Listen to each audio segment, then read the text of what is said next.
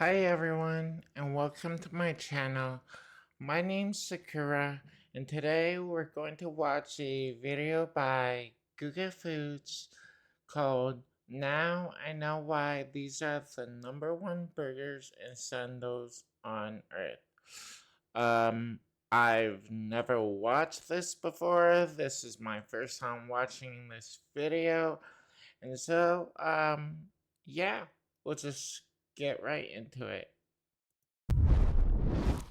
Burgers and sandwiches, iconic. However, there's a problem. They can either be really good or just average. Forget average on today's video. These are extremely unique, things you've never seen before, and most importantly, you're gonna find out if they are actually good or they just visually look good. We're gonna be I would hope they look good and taste good. Otherwise, it'd be a shame. rating all of them to find out which one is gonna be best. And we're starting off with this one. It went viral a few years ago, and let me tell you something. Ever since I saw it, I had to try it because it just looks to die for. However, is this a gimmick or this is actually worth it? Let me show you how this Japanese-style burger took the world by storm. I feel like everything that goes viral isn't actually good. But that's just how I feel.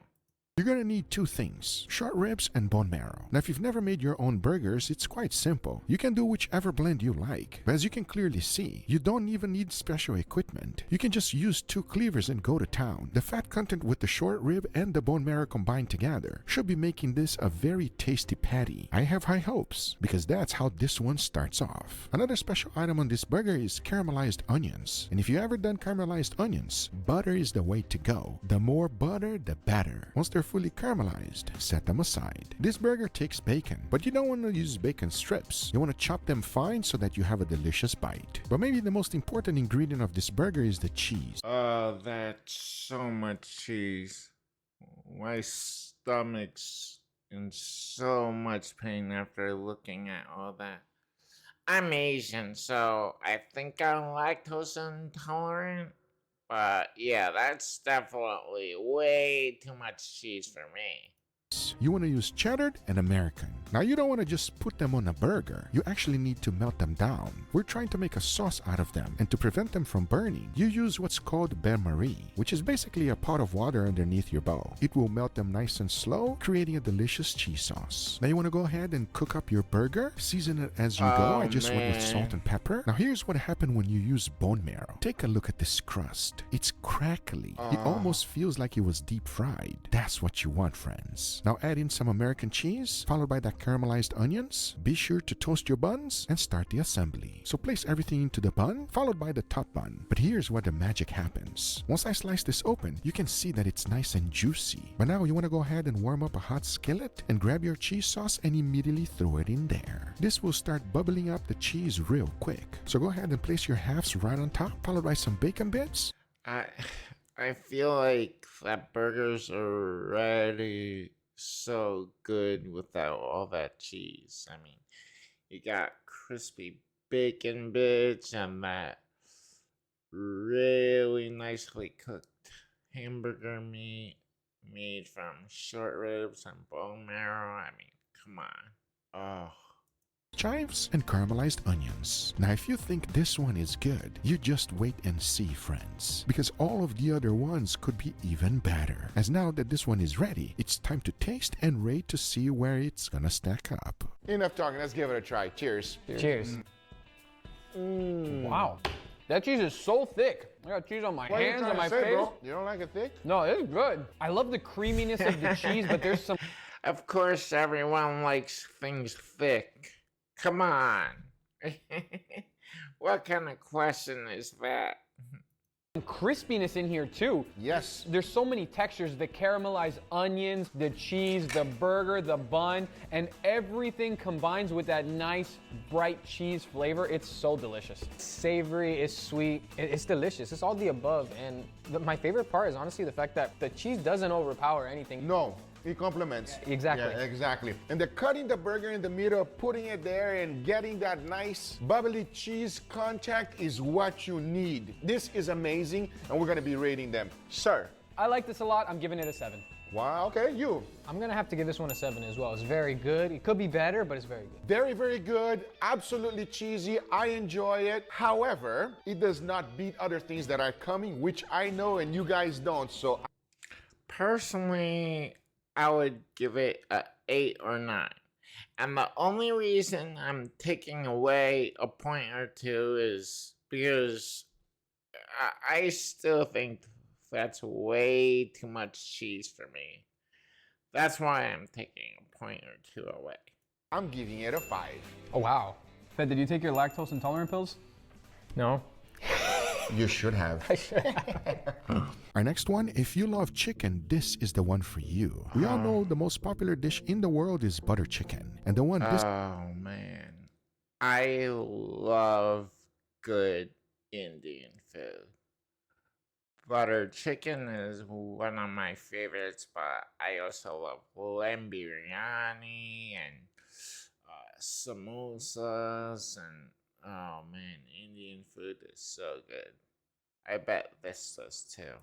one is just makes sense. Surprisingly, it's not that difficult to make. Check it out. Start with chicken thighs. Believe me when I tell you, they are a lot better than breast. Season them well. I went with salt, pepper, garlic powder, and Kashmir chili pepper. Now into a cast iron skillet, throw in some oil and butter. The oil is there to literally prevent the butter from burning. Go ahead and throw in your chicken thighs and cook them all the way through. If you season them properly, you will get a nice, wonderful crust. Because in the end, you should be left with nice, delicious chicken thighs. Now for the gravy. Into a pan, throw in some oil and butter. Melt that down, throw in some shallots, and start to cook them. Now add some garlic and ginger paste. As soon as they start becoming fragrant, throw in some tomatoes, followed by cashews, a pinch of salt, some gram masala, and Kashmir pepper. Now mix that up and stir everything together. To deglaze the pan, add in some water. Let the whole thing come to a simmer, and once the tomatoes have softened, go ahead and throw everything into the blender. Now blend it on high, grab yourself a strainer, and strain the whole thing. In the end, you should be left with all of the solids in the strainer and a nice smooth sauce. To finish that off, add in some butter, followed by heavy cream.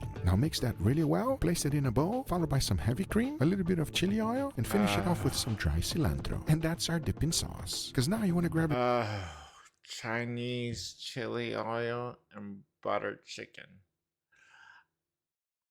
I don't think I ever thought of that.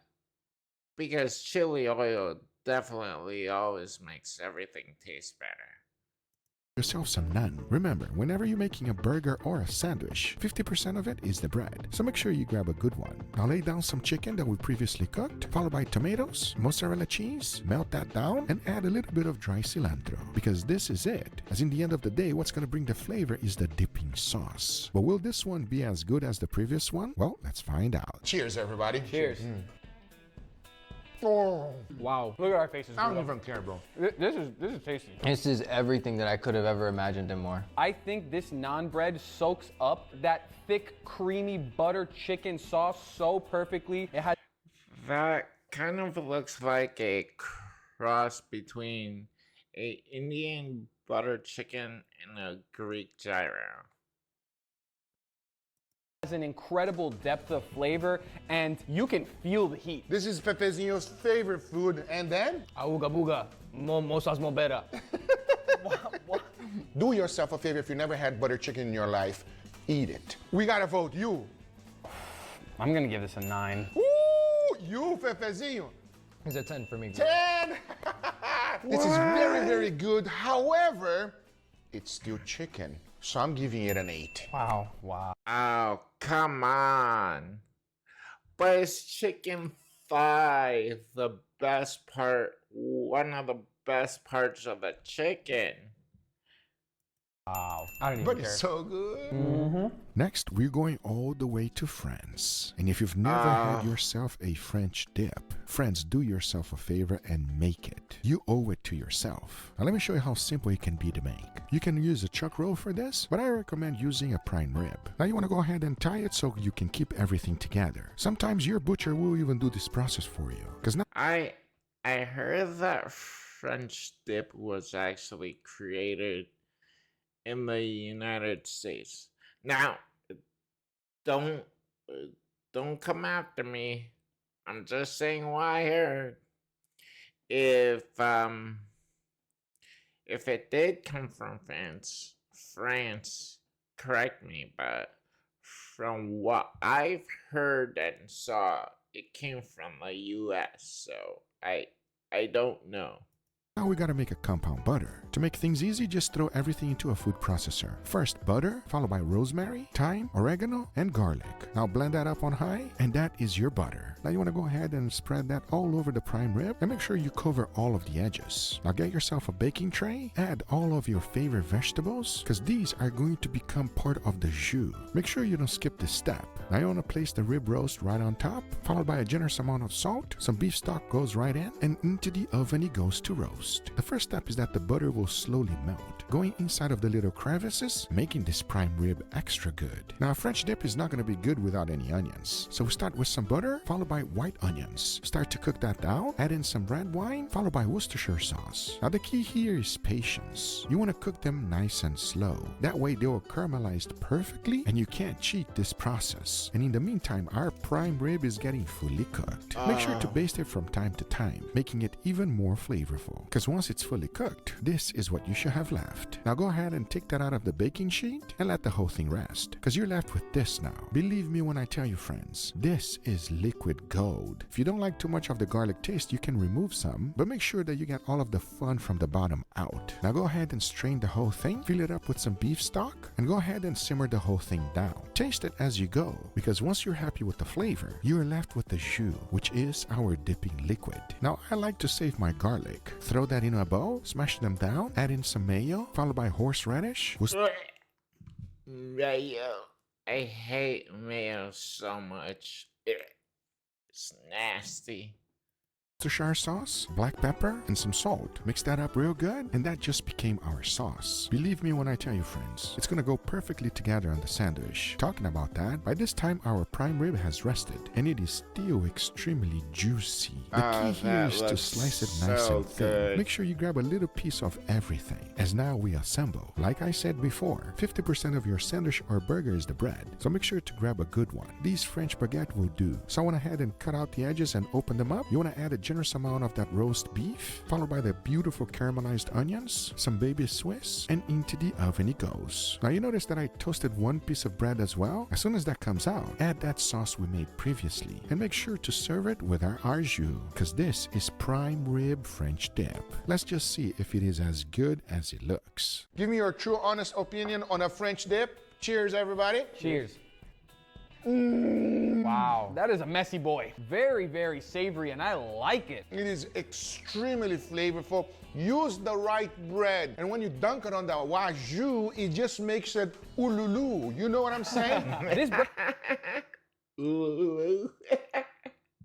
bread is super hard, super crusty, so when you dunk it, it softens it up just enough where you're not cutting the roof of your mouth, and you can actually enjoy this bread. I want to go to France now, man. This is good. All the elements in the sandwich are amazing, savory, and the flavor doesn't leave your mouth. It just stays in there, washing every part of my mouth right now. It's amazing. We have to vote. I'm going to give this one a 9.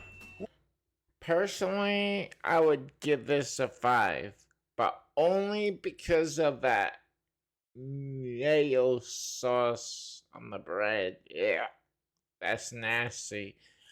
If that wasn't on the sandwich, I'd probably give it like a 8 or 9. But just because of that mayo, I'd give it like a 5, a 4 or 5.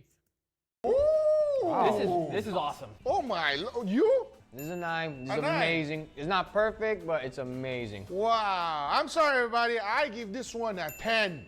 It is delicious. It is phenomenal. Dip your sandwich on that waju, and the fact that it is beef and nothing else, I love beef. That's all I can say about that. Before moving forward, I want to thank today's sponsor, Manscaped. The holidays are here, my friends. And while you're out there buying gifts for everyone else, don't forget the most important person, yourself. This year, hook yourself up with the Performance Package 5.0 Ultra from Manscaped. First up, the Lawnmower 5.0 Ultra. This bad boy comes with two interchangeable skin-safe blade heads. One for precision trimming and one for that super clean finish. And check this out, it's got a bigger LED spotlight. I'm talking stadium lighting for your grooming zone. Dual temperature, adapts to your skin tone, all that fancy stuff. Plus, it's waterproof so you can groom in the shower like a pro. 3 length combs, 7200 RPM motor, USB-C fast charging. Man, this thing has more features than my kitchen gadgets. You also get the new Weed Whacker 3.0 Pro for your nose, ears, and eyebrows. It's got dual blade updated system, skin-safe tech, waterproof, and yes, it feels great in the hand. Then you finish strong with a crop soother and a crop preserver to keep everything fresh, smooth, and holiday ready. And because Manscaped goes crazy for Christmas, you get 2 free gifts: the Boxers 2.0 and the Shed 2.0 travel bag. So treat yourself or someone you really love to the Performance Package 5.0